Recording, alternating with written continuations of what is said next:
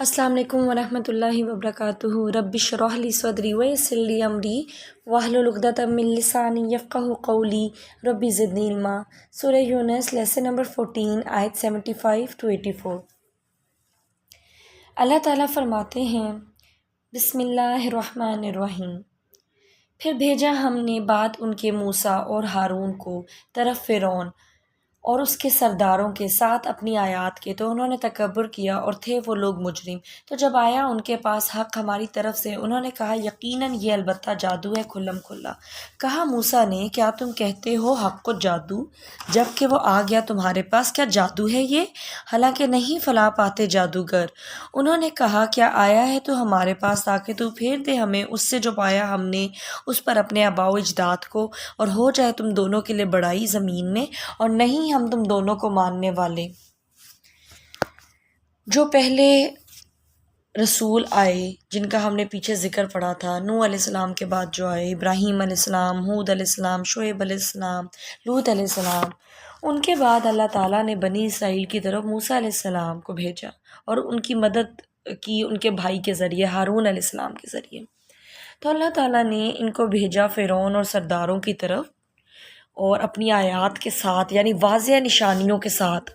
Total 9 نشانیاں جو ہیں وہ اللہ تعالیٰ نے موسیٰ علیہ السلام کی جو قوم تھی ان کو دکھائیں، ان کو دیں، تاکہ وہ اللہ تعالیٰ کو پہچان سکیں، جن میں سب سے بڑھ کر تو ان کا عصا تھا کہ جب وہ اس کو پھینکتے تھے تو وہ ایک بہت بڑا سانپ بن جاتا تھا۔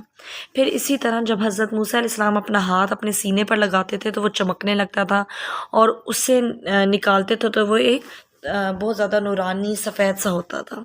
پھر طوفان آیا تھا ان پر، بہت بڑی آفت آئی تھی، شدید طوفان جس نے لوگوں کی زندگیوں کو بالکل مفلوج کر دیا تھا۔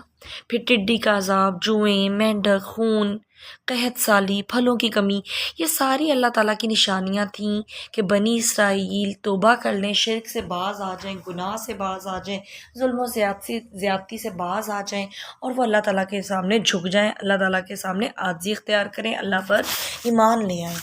لیکن یہ لوگ نشانیاں دیکھنے کے بعد بھی ایمان نہیں لاتے تھے۔ تو یہاں پر یہ کہا گیا کہ موسیٰ علیہ السلام کو اور ہارون علیہ السلام کو نشانیاں دے کر فرعون اور جو وہاں کے بڑے بڑے سردار تھے ان کی طرف بھیجا گیا۔ اب ہونا تو یہ چاہیے تھا کہ نشانیاں دیکھ کر ایمان لے آتے، مگر انہوں نے تکبر کیا، انہوں نے بات ہی نہ مانی، اور دلیل کے بدلے میں یہ انکار کرنے لگے اور الزام لگانے لگے۔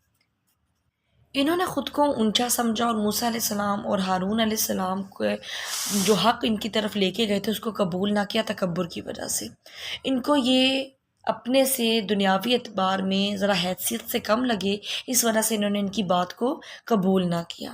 اور پھر جو یہ بات ہوئی سرداروں کی، جو کسی بھی جگہ کے امیر لوگ ہوتے ہیں ان کا ایک انفلوئنس ہوتا ہے سوسائٹی پہ، وہ جو چیز کر رہے ہوتے ہیں باقی لوگ اس کو ٹرینڈ سمجھ کے فالو کرنے لگ جاتے ہیں، اور جب یہ کوئی چیز کرتے ہیں تو ویسے ہی باقی لوگوں کو لگتا ہے کہ یہ کر رہے ہیں تو یہ کام ہی درست ہوگا۔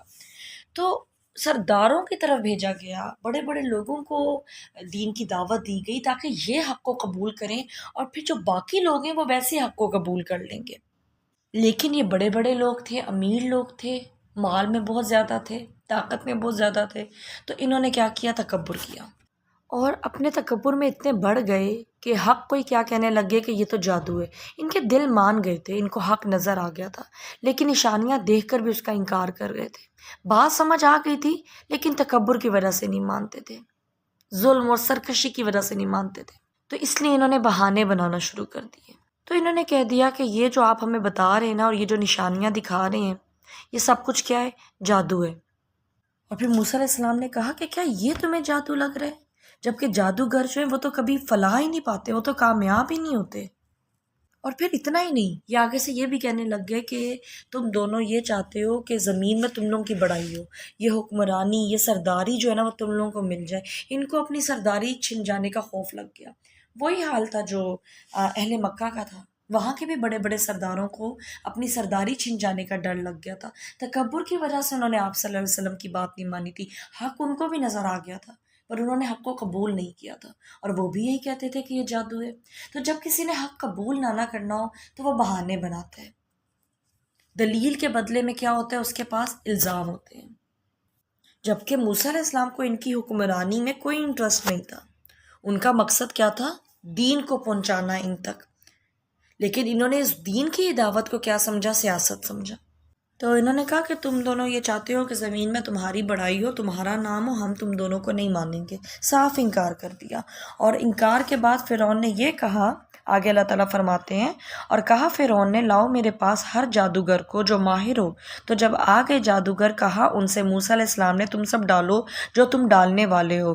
تو جب انہوں نے ڈالا کہا موسیٰ نے وہ جو لائے ہو تم جس کو جادو ہے، بے شک اللہ ان قریب وہ باطل کر دے گا اسے.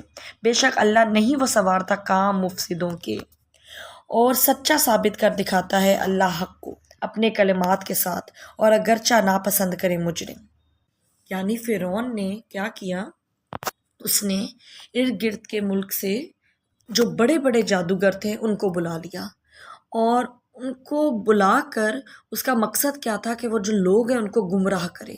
اس نے یہ ظاہر کرنے کی کوشش کی کہ موسیٰ علیہ السلام کا معجزہ کیا؟ جادو ہے. تو اس نے پورے ملک سے مشہور جو جادوگر تھے ان کو بلایا. فرعون نے اپنے دربار میں ایک بہت بڑا مقابلہ کروایا، صرف یہ کہ تاکہ لوگوں کو یقین آ جائے کہ جو موسیٰ علیہ السلام کا عصا ہے نا وہ بھی ایک جادو کا حصہ ہے. جب وہ جادوگر جمع ہوئے تو انہوں نے اپنی رسیاں اور لاٹھیاں جو تھیں وہ پھینکی، کیونکہ موسیٰ علیہ السلام نے ان کو کہا کہ پہلے تم کرو. اور جب انہوں نے ایسا کیا کہ اپنی رسیاں اور اپنی لاٹھیاں پھینکی تو جو لوگوں کی آنکھوں میں ایسا اثر کیا اس چیز نے کہ جادو کی وجہ سے وہ ان کو سانپ نظر آنے لگی.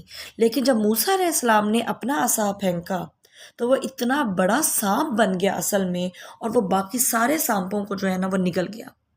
اور جتنے جادوگر وہاں تھے وہ اس فن کے ماہر تھے نا، تو وہ تو یہ سمجھ گئے اس چیز کی حقیقت کہ یہ جادو ہو ہی نہیں سکتا، کیونکہ ان کو جادو کی ریالٹی پتا تھی. اسی وقت وہ سارے جادوگر جو تھے وہ سجدے میں گر گئے. اور دیکھیں موسیٰ علیہ السلام نے جو یہ بات کہی تھی کہ اللہ تعالیٰ باطل کر دے گا اس کو، کہ جادوگر کامیاب نہیں ہوتے، اللہ تعالیٰ اس جادو کو باطل کر دے گا. اور اللہ تعالیٰ فساد کرنے والوں کے جو عمل ہے نا ان کو سنوارتا نہیں ہے. یہ بہت بڑی بات ہے کہ جو بھی لوگ فساد کرنے والے ہوتے ہیں اللہ تعالیٰ ان کے اس عمل کا نتیجہ اچھا نہیں نکالتا، ان کو کوئی فروٹفل رزلٹ نہیں ملتا. پھر آگے فرمایا اور سچا کر دکھاتا ہے اللہ حق کو اپنے کلمات سے، اور اگرچہ ناپسند کرے مجرم. تو نہ بات مانی موسیٰ کی مگر چند نوجوانوں نے اس کی قوم میں سے، خوف کی بنا پر فرعون سے اور اس کے سرداروں سے کہ وہ فتنے میں ڈال دے گا انہیں. اور بے شک فرعون البتہ سرکش تھا زمین میں، اور بے شک وہ یقیناً حد سے بڑھ جانے والوں میں سے تھا. اور کہا موسیٰ نے اے میری قوم اگر ہو تم ایمان لائے تم اللہ پر تو اسی پر تم توکل کرو اگر ہو تم فرما بردار. یعنی جادوگر تو سجدے میں گر گئے، انہوں نے تو قبول کر لیا، حق کو قبول کیا، اللہ کے آگے جھک گئے، ایمان لے آئے. اور اس کے علاوہ بھی موسیٰ علیہ السلام کی قوم میں سے یہ بتایا گیا کہ صرف چند نوجوان تھے جنہوں نے حق کو قبول کیا. اور باقی لوگوں نے کیوں نہ کیا؟ صرف خوف کی وجہ سے کہ فرعون اور جو وہاں کے سردار تھے وہ ان کو کسی فتنے میں نہ ڈال دیں، آزمائش میں نہ ڈال دیں. ڈرتے تھے وہ ان سے، ان کے دل میں ان کا خوف تھا. اور یہاں کہا گیا کہ وہ حد سے بڑھ جانے والوں میں سے تھا فرعون. یعنی وہ جب کسی کو سزا دیتا تھا تو وہ ساری حدیں توڑ دیتا تھا. تو دلیل سمجھ آ گئی تھی، لیکن معاشرے کے خوف کی وجہ سے حق کو ایکسیپٹ نہیں کیا. آج ہم بھی اللہ تعالیٰ کی بہت ساری آیتوں کو سمجھ جاتے ہیں، ہمیں یہ پتہ ہوتا ہے کہ یہ جو اللہ تعالیٰ نے حکم ہمیں دیا ہے ہم اس کو مانیں گے تو کامیاب ہوں گے، ہم نہیں مانیں گے تو ہم پر گناہ ہے. لیکن ہم کیوں نہیں وہ کام کرتے؟ اس خوف سے کہ یہ سوسائٹی ہمیں ایکسیپٹ نہیں کرے گی.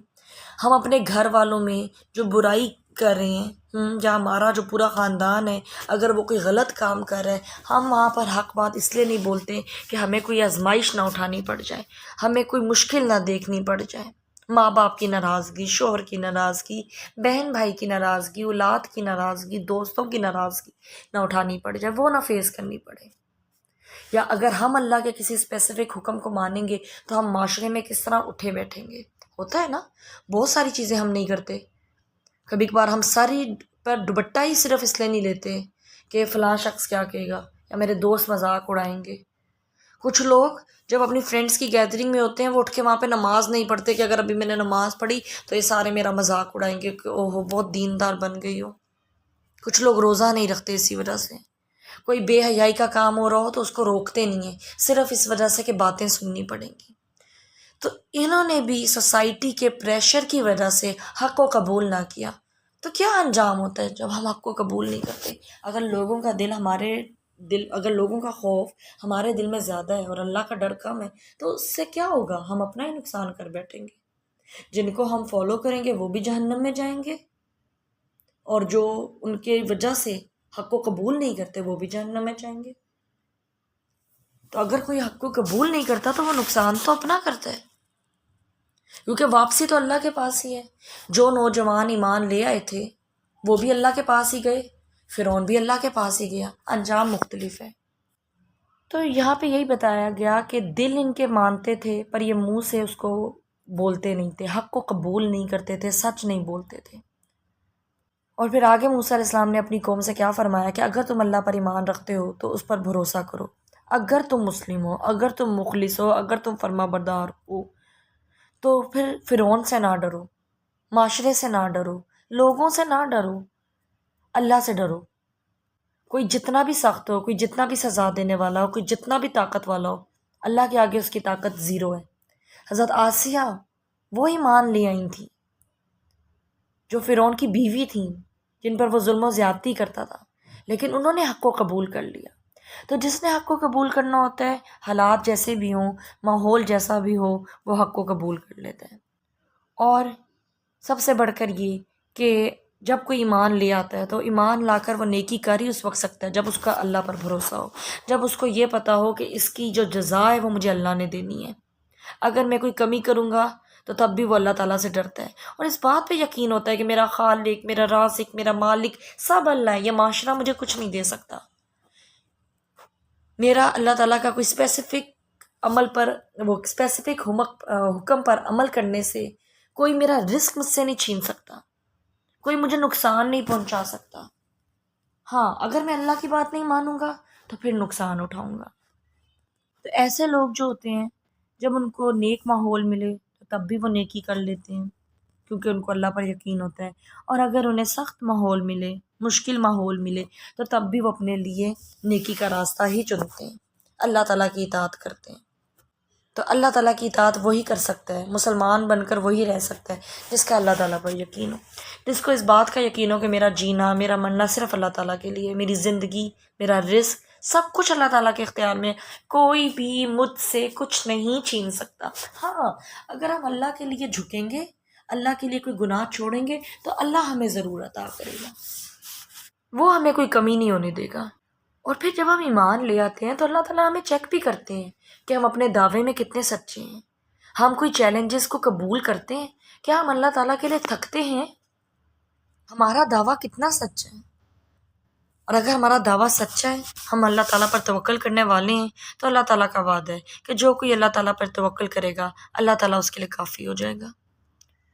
پھر ان آیات سے جو ایک بہت اہم سبق ہمیں ملتا ہے کہ جادو کامیاب نہیں ہوتا، اور جادو کا توڑ جو ہے نا وہ اللہ تعالیٰ کے کلمات ہیں، اللہ تعالیٰ کی بات ہے۔ بہت دفعہ ایسا ہوتا ہے کہ لوگوں کو ایسا لگتا ہے کہ ہم پہ کسی نے جادو کر دیا ہے، اور اس کا علاج وہ کیا ڈھونڈتے ہیں کہ اب ہم بھی ان پر جادو ہی کروائیں گے، کسی بابے کو بلائیں گے، کسی پیر کو بلائیں گے، وہ کچھ پڑھیں گے اور پھر ہم اس جادو کا توڑ کریں گے۔ اللہ تعالیٰ نے یہ بتا دیا کہ اللہ تعالیٰ کے کلمات کے ذریعے ہی جادو کا توڑ ہے، قرآن کے ذریعے ہی ہم جادو سے بچ سکتے ہیں۔ بات صرف یقین کی ہے کہ ہمیں اللہ تعالیٰ کی بات پر یقین کتنا ہے۔ یقین سے کچھ کریں گے، یقین سے اللہ تعالیٰ کو یاد کریں گے، اللہ تعالیٰ کے قرآن کو سنیں گے، اس پر عمل کریں گے، تو ہمیں کوئی نقصان نہیں پہنچا سکتا، اور تبھی ہم فائدہ اٹھائیں گے اس دنیا میں بھی اور آخرت میں بھی۔ تو ہمیں بس اس بات پر یقین رکھنا ہے کہ جادو اور دھوکہ اللہ کے کلام اور طاقت کے سامنے کچھ بھی حیثیت نہیں رکھتا۔ اللہ تعالیٰ کی قدرت سب سے بڑی ہے۔ حضرت موسیٰ علیہ السلام نے اللہ کے حکم سے جب اپنا عصا پھینکا تو وہ تمام جادوگروں کے جو جھوٹا جادو تھا اس کو اس نے ختم کر دیا۔ تو حق ہمیشہ غالب رہتا ہے، اور اللہ کا کلام ہی سب سے زیادہ طاقتور ہے۔ اللہ تعالیٰ سے دعا ہے کہ جو کچھ ہم نے پڑھا، جو کچھ ہم نے سمجھنے کی کوشش کی، اللہ تعالیٰ بہترین طریقے سے ہمیں اس پر عمل کرنے کی توفیق دے۔ اللہ تعالیٰ ہم سب کو تمام برائیوں سے محفوظ رکھے، شرک سے محفوظ رکھے۔ اللہ تعالیٰ ہمارے ہر ایک ایک عمل کو اپنے لیے خالص کر لے۔ اللہ تعالیٰ ہم سب کو اس دنیا میں بھی بھلائیاں دے اور آخرت میں بھی بھلائیاں دے، اور اللہ تعالیٰ ہمیں ایسا ایمان دے جس کے بعد ہمارا سارا توکل صرف اللہ تعالیٰ پر ہو، اور ہم اللہ تعالیٰ کے فرما بردار اطاعت گزار ہو کر اپنی زندگیاں گزاریں۔ آمین ثم آمین۔ السلام علیکم ورحمۃ اللہ وبرکاتہ۔